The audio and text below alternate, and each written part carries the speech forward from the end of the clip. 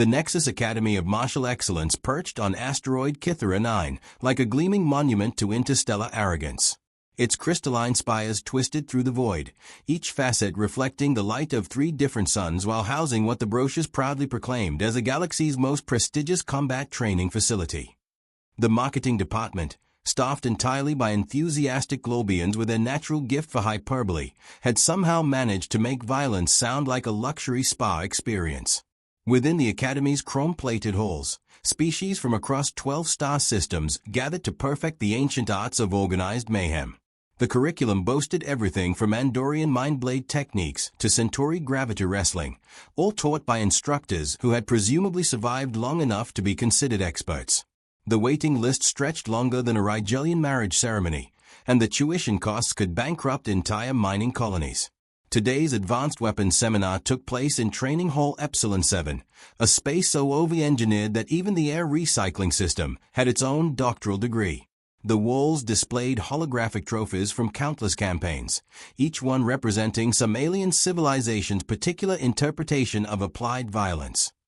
Crystal formations jutted from the ceiling like frozen lightning, providing both ambient lighting and convenient targets for those moments when demonstrations got out of hand. Master Ketvar dominated the front of the classroom with the casual authority of someone who possessed 4 arms and 0 patience for incompetence. His crystalline form caught the light at angles that shouldn't exist in standard geometry, creating prismatic displays that had once convinced an entire Terran diplomatic mission that he was actually a very sophisticated disco ball. The Zephyrian's reputation preceded him like a herald announcing bad news. 300 years of combat experience, 17 different martial disciplines mastered, and exactly 0 students who had ever managed to surprise him. Beside him stood Commander Thex Lon, whose reptilian features suggested that evolution had decided to optimize specifically for intimidation. The Sauric's scaled hide bore the ritual scars of his homeworld's warrior caste, each mark representing either a victory earned or a lesson learned the hard way. His weapons expertise was legendary throughout the Outer Rim, where stories of his marksmanship had achieved the status of cautionary tales told to overconfident pirates. The class itself represented a cross-section of galactic martial ambition. 23 students from various species sat in perfectly aligned rows, their postures radiating the kind of focused attention that suggested either deep respect or mortal terror. There was Vex Ara, whose 6 eyes allowed her to track multiple opponents simultaneously. The twins Val and Zuntik communicated through pheromones, making them nearly impossible to ambush. Even the normally pacifist Etherian had sent a representative, though he spent most of his time apologizing for existing. And then there was the human. Melody Vasquez occupied the 3rd seat in the 2nd row with the unremarkable presence of someone who had mastered the art of being completely overlooked. Her appearance suggested that Earth's fashion sense had evolved along the lines of functional and forgettable, a stark contrast to the elaborate ceremonial garments favored by her classmates.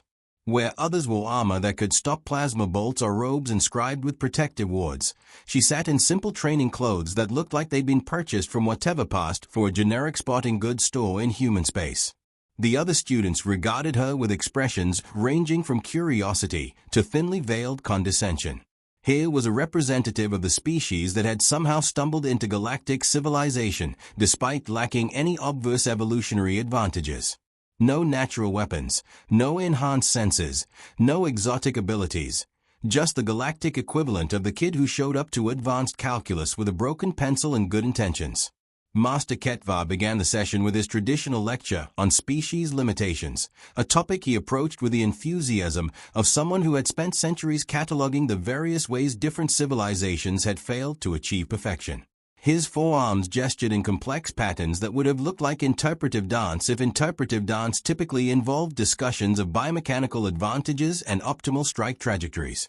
Combat effectiveness, he announced, his voice carrying the crystalline overtones that made Zephyrian speech sound like wind chimes having an argument, is fundamentally determined by evolutionary specialization. Consider the Vorthan battle form, with its reinforced skeletal structure and redundant organ systems. Or examine the Kalari nerve clusters that enable precognitive reflexes. His lower left hand pointed toward various students as he spoke, while his upper arms continued their hypnotic gesturing. Each species brings natural advantages, honed by millions of years of survival pressure. The Andorians developed their mental disciplines through exposure to psychic storms. The Rigelians evolved their enhanced coordination to navigate three-dimensional coral cities. Even the peaceful Etherians possessed natural empathic abilities that allow them to predict opponent behavior. The human continued sitting quietly, taking notes on what appeared to be an actual paper notebook. Several students had noticed this primitive approach to information storage, but assumed it was some sort of cultural quirkiness, like the Globians' insistence on seasoning everything with fermented algae. Commander Thexlon stepped forward, his movements carrying the fluid precision of someone who had survived long enough to teach others about surviving. The weapons displayed behind him showcased the evolution of galactic warfare. Energy weapons that could vaporize starship hulls, gravity manipulators capable of crushing opponents into convenient geometric shapes, and molecular disruptors that made matter simply forget it was supposed to exist. Weapon mastery. Thexlon began, his sibilant voice carrying the subtle menace of someone who considered violence a fine art, requires the perfect synthesis of technology and biological capability. Modern warfare has evolved beyond the crude kinetic weapons of primitive civilizations. His scaled fingers danced across the control panel, activating a holographic display that showed various alien soldiers demonstrating their preferred combat techniques. Observe the Centauri gravity rifle, which exploits gravitational fields to create localized space-time distortions. The wielder must possess enhanced neural processing to calculate trajectory variables across multiple dimensional planes. Similarly, the Vorthan plasma cannon requires metabolic rates capable of processing the thermal feedback without cellular damage. The display shifted to show targeting scenarios that would have given standard humanoids nightmares about inadequacy.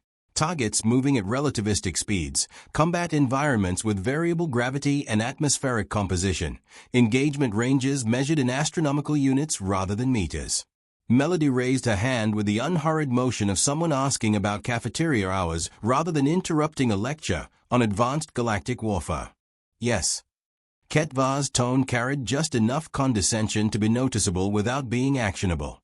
I was wondering about more basic projectile weapons, she said, her voice carrying the kind of casual interest usually reserved for discussing weather patterns. You know, the kinetic ones you mentioned.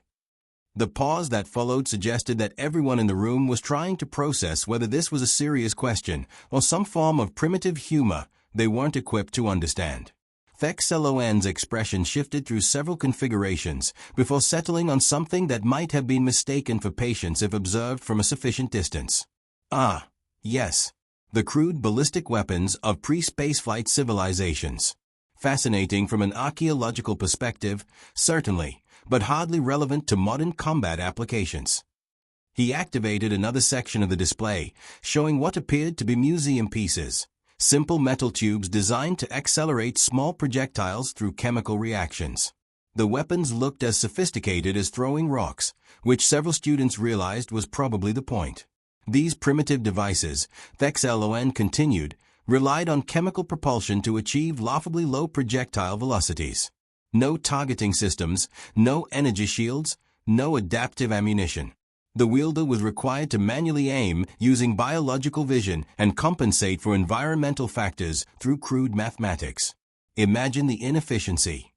Several students made the polite sounds of academic interest that civilized beings produce when confronted with evidence of their ancestors' embarrassing limitations. Of course, Thexlon added with the magnanimous tone of someone educating a particularly slow child, these weapons did represent an important evolutionary step toward proper combat systems. Every species develops through similar phases before discovering energy manipulation and gravitational engineering. Melody nodded thoughtfully, as if filing away this information for future reference rather than recognizing the patronizing explanation of her own species' technological development. Would you like a demonstration? Thexlon asked, his tone suggesting this was less a question than a charitable offer to expand her primitive understanding. The class perked up with the kind of ego attention usually reserved for watching traffic accidents or political debates. Even the Etherian stopped apologizing long enough to focus his empathic senses on the developing situation. Thexlon retrieved one of the primitive weapons from the display case, handling it with the careful respect due to a museum artifact that might still contain explosive residue. The weapon was a basic kinetic rifle, the kind of thing that human military historians would have recognized as representing about 50 years of technological development beyond anything currently in their arsenal.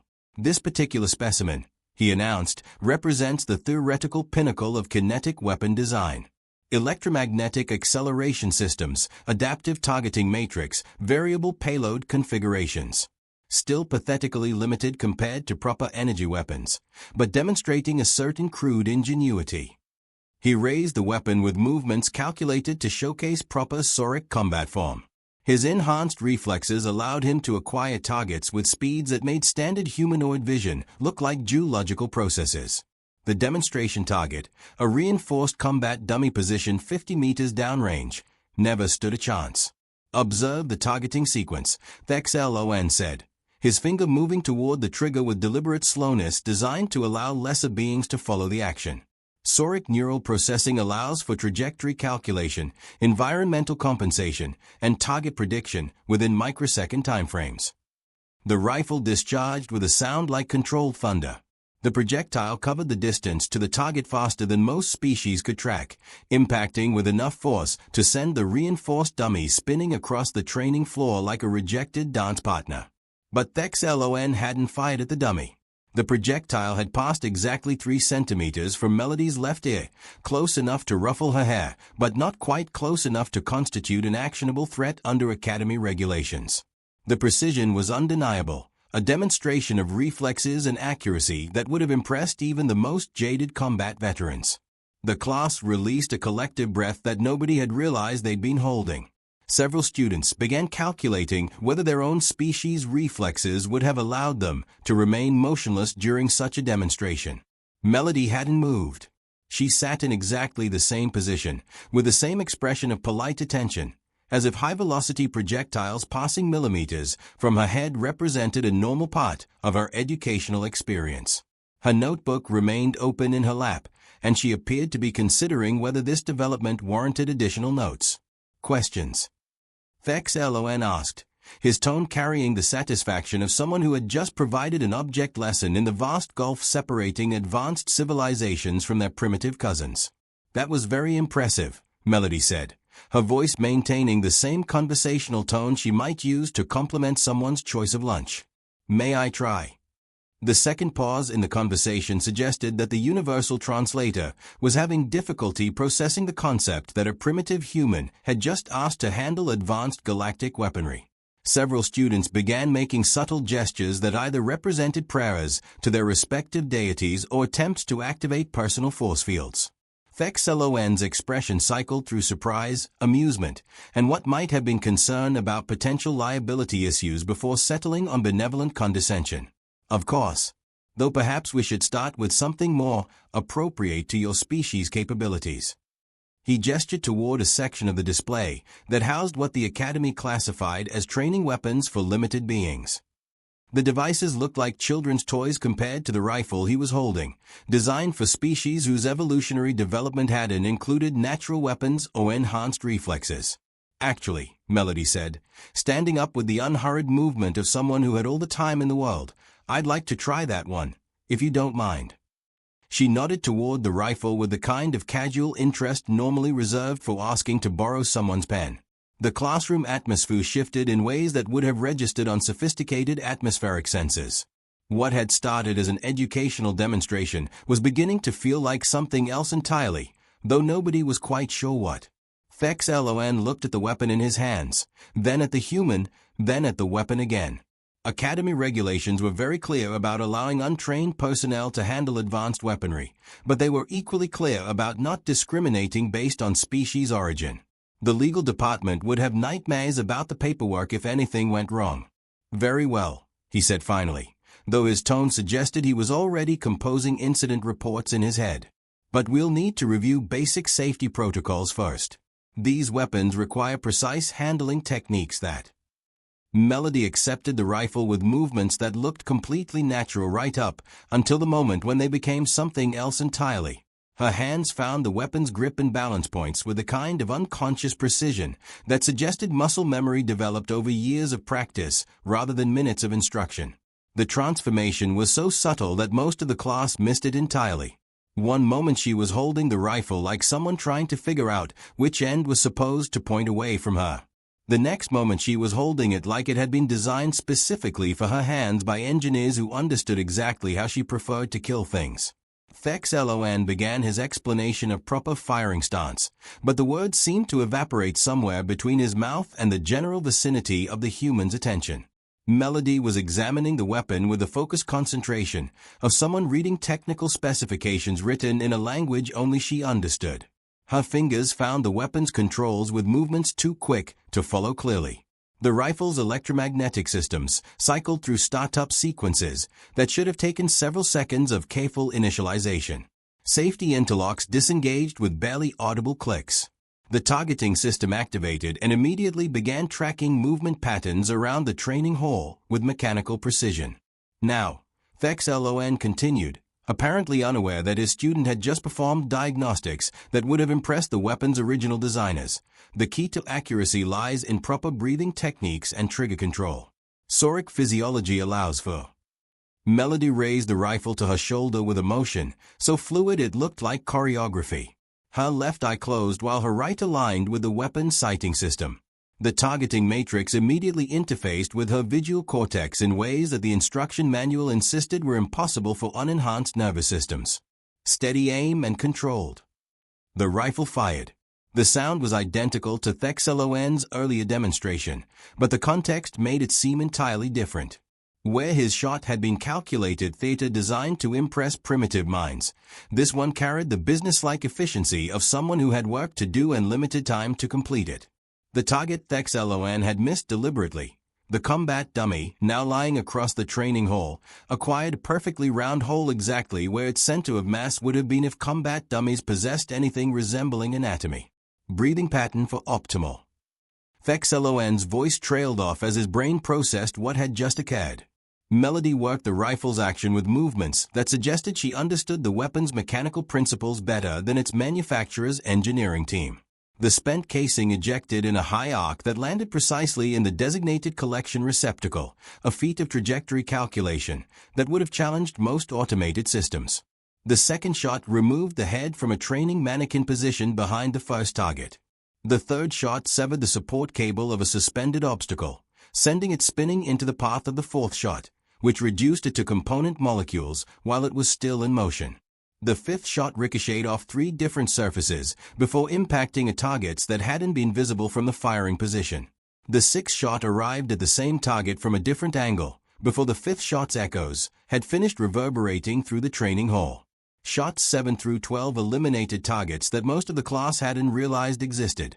Tiny markers positioned at the edges of vision, holographic projections designed to test peripheral awareness, and what appeared to be dust motes floating in the air currents. The remaining shots in the weapon's magazine disappeared in a sequence, so rapid that they sounded like a single extended note rather than individual discharges. Each projectile found targets with mathematical precision, eliminating obstacles and markers in order of increasing difficulty until the rifle's ammunition supply reached 0. The entire demonstration had lasted less than 15 seconds. Melody lowered the weapon and engaged the safety systems with the same casual efficiency she had shown throughout the exercise. The rifle's barrel glowed with waste heat that would have burned unprotected flesh, but her hand showed no signs of discomfort. She turned toward Thexlon and extended the rifle in his direction with the polite gesture of someone returning borrowed property. "Any questions?" she asked. The silence that followed could have been packaged and sold to meditation centers across the galaxy. Even the Academy's atmospheric processes seemed to pause in their eternal humming, as if the building itself was trying to process what it had just witnessed.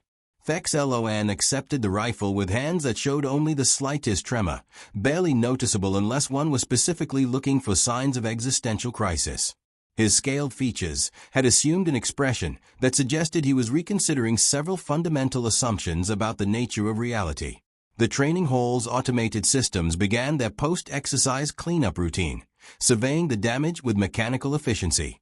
The damage assessment algorithms immediately flagged several errors in their calculations, ran diagnostic checks on their sensors, and began generating reports that would eventually perplex the Academy's maintenance staff for months. That was. Ketvar began, his crystalline voice carrying harmonics that indicated deep cognitive processing. Your species appears to have more developed kinetic weapon skills than our preliminary assessments indicated. Melody resumed her seat with the same unremarkable demeanor she had maintained throughout the demonstration. We've had some practice, she said, opening her notebook and preparing to continue taking notes as if nothing particularly noteworthy had occurred. Practice, repeated Vasquez, all six of her eyes focusing on the human with expressions of dawning comprehension. How much practice? Asked Zontic, though his pheromone emissions suggested he wasn't entirely sure he wanted to know the answer. Melody considered the question with the thoughtfulness of someone trying to provide an accurate response, rather than an impressive one. Well, we've been using projectile weapons for about, depends on how you count. If you include thrown rocks and sharp sticks, maybe 2 million years? For chemical propulsion systems, only about 1,000 years. Electromagnetic acceleration is relatively new. We've only had that for a couple centuries. The universal translator struggled briefly with the temporal references before settling on approximations that made the class collectively question their understanding of the term relatively new. But surely, Vasquez interjected, his voice carrying the desperate hope of someone clinging to familiar concepts. Such weapons are used only by your warrior classes? Specialized military units with years of training. Oh, no, Melody replied cheerfully. Pretty much everybody learns basic marksmanship. It's considered a life skill, like swimming or cooking. Most people are competent with standard weapons by adolescence. The really good shooters start competing professionally, but that's more of a hobby than a career path.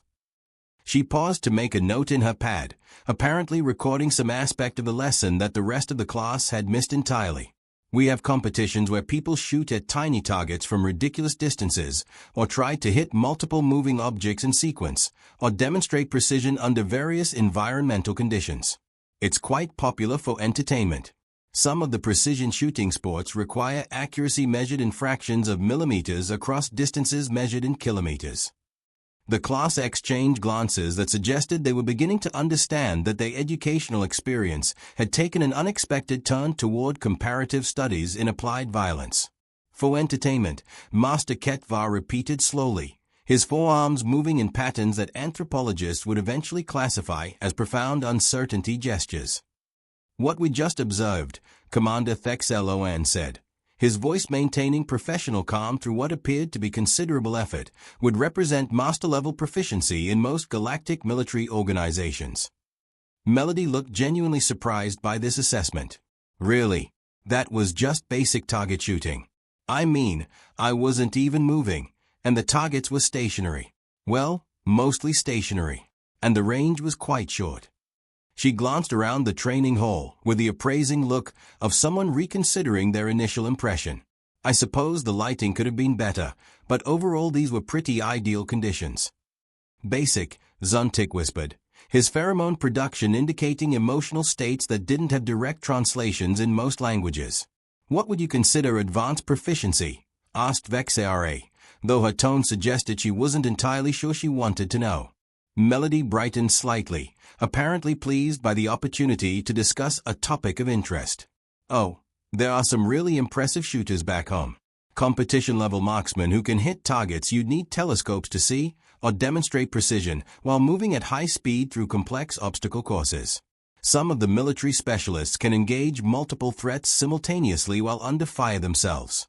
There are even artistic shooting exhibitions where people create patterns or spell out words with their shot placement. She gestured toward the targets she had eliminated during her demonstration. This was really just the equivalent of a basic competency test. Anyone who couldn't manage this level of accuracy wouldn't be allowed to handle weapons unsupervised. The implications of this statement settled over the classroom like a cloud of existential dread. If basic human competency exceeded advanced galactic military standards, what did that suggest about the relative capabilities of the species represented in the room? Your planet must have experienced significant warfare, Ketvar observed, his tone carrying the careful neutrality of someone trying not to accidentally insult a species that might consider his entire civilization a minor training exercise. Oh, constantly, Melody agreed with the casual tone of someone discussing weather patterns. Humans are really quite good at organized violence. We've been perfecting it for millennia.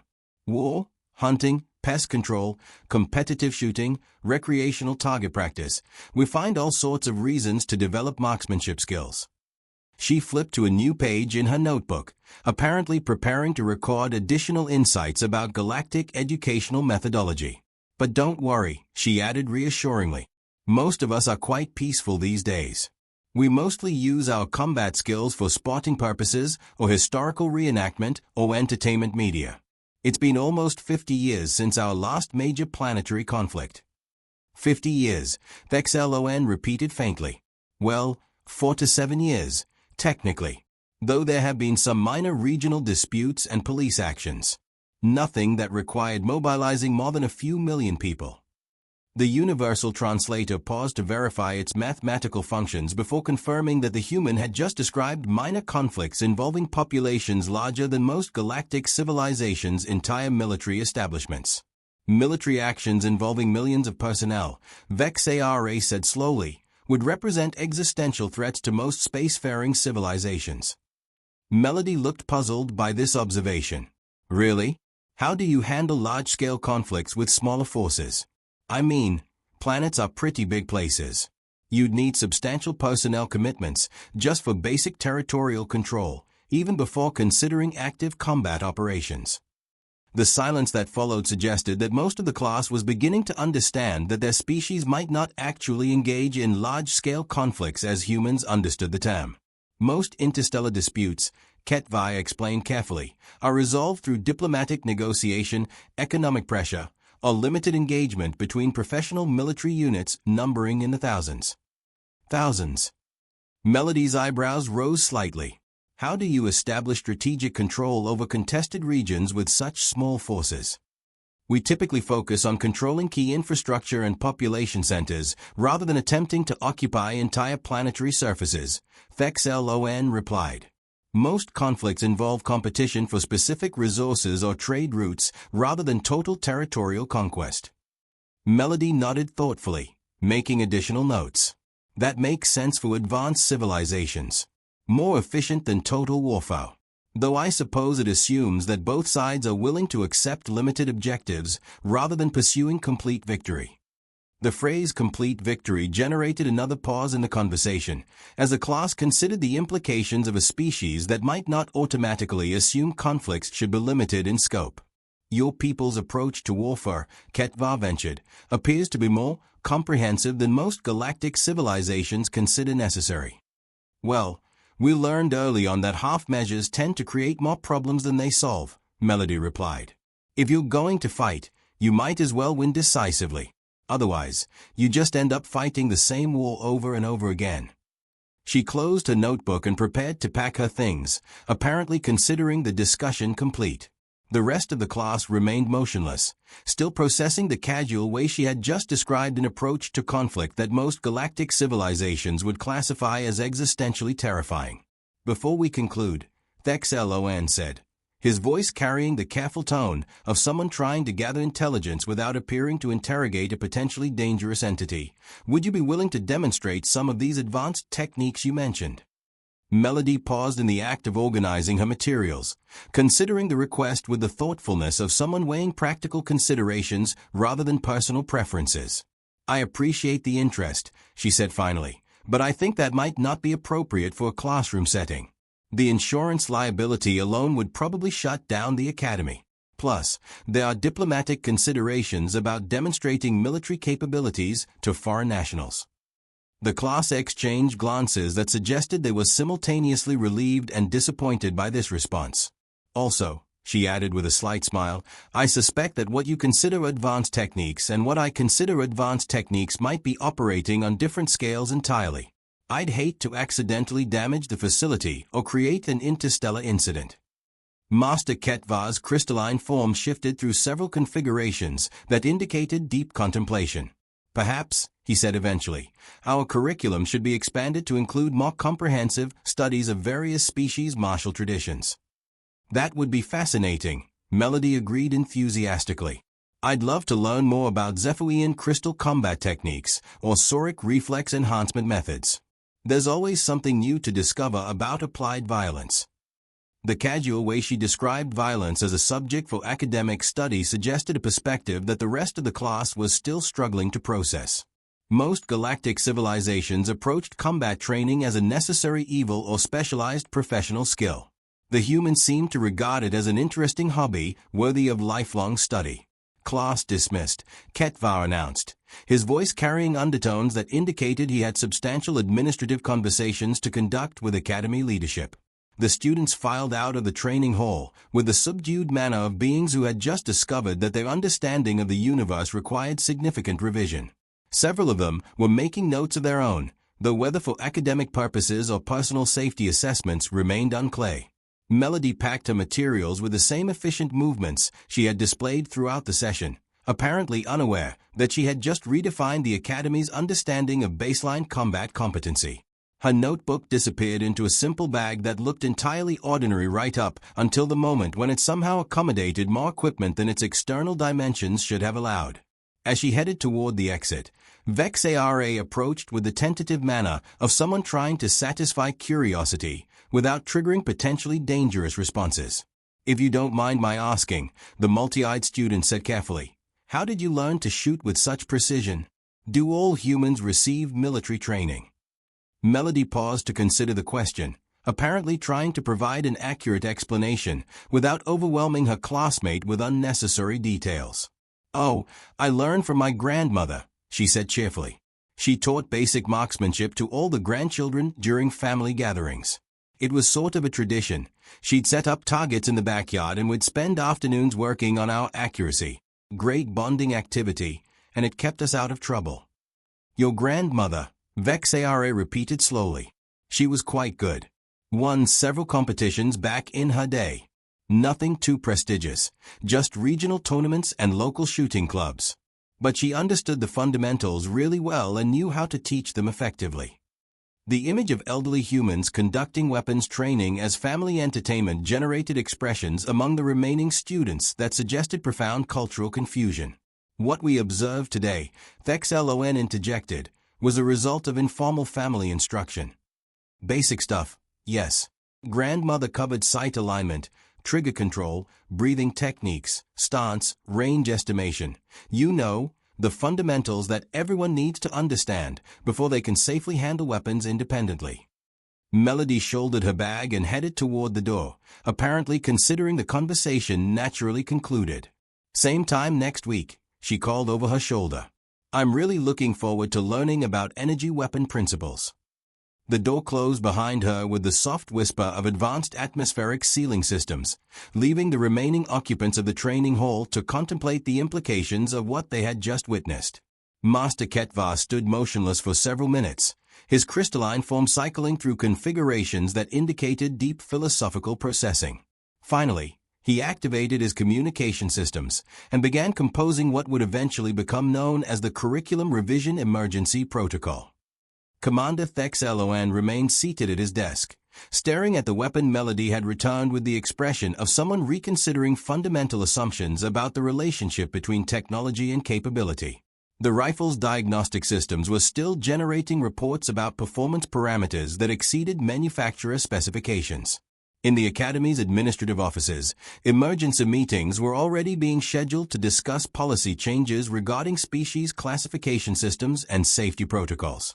The legal department was preparing liability assessments for educational programs that might inadvertently involve beings capable of treating advanced weaponry as recreational equipment. The registration system was quietly updated to include additional screening questions for applicants from Sol System, though nobody was quite sure what answers would actually indicate acceptable risk levels. And somewhere in the Academy's promotional materials department, a team of Globians was hastily revising recruitment brochures to remove references to species limitations and primitive civilizations, replacing them with more diplomatically neutral language about diverse educational backgrounds and varied cultural approaches to applied physics. The Nexus Academy of Martial Excellence continued its orbit around Kithara 9, gleaming in the light of 3 suns, while its staff contemplated the possibility that their understanding of martial excellence might require some fundamental adjustments. After all, When your basic competency students demonstrate master-level proficiency learned during family picnics, it might be time to reconsider what constitutes advanced education in a universe full of unpleasant surprises.